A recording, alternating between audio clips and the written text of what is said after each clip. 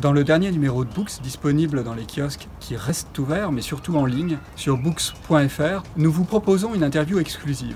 À ma connaissance, la toute première dans un média français, de Tessa Hadley. Vous n'avez jamais entendu parler de Tessa Hadley? Eh bien c'est pour ça que Books existe, pour vous faire découvrir cet auteur britannique majeur et anormalement méconnu. Dans le long entretien qu'elle nous accorde, elle revient sur son étonnant parcours. Étonnant parce qu'elle n'a publié son premier roman qu'à l'âge de 46 ans. Avant cela, elle était mère au foyer.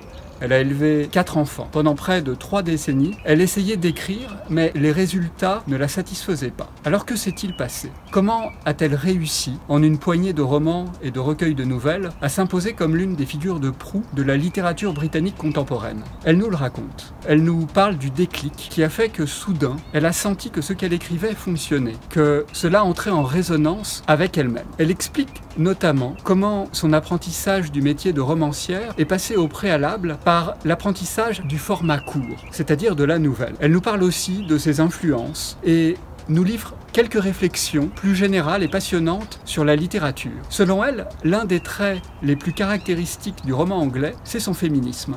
Non seulement aucune autre des grandes littératures mondiales ne compte autant de grandes romancières, mais évidemment, c'est un peu lié, aucune autre n'a su adopter à un tel degré le point de vue des femmes. Tessa Hadley oppose cette tradition anglaise de l'intériorité bourgeoise, certes un peu pudibonde, un peu moralisatrice, mais qui a l'avantage de faire la part belle à ce point de vue féminin, à une autre tradition, plus libérée, moins coincée, sans doute plus gauloise. Vous l'aurez deviné, cette tradition, c'est la tradition française, à découvrir dans le dernier numéro de Books.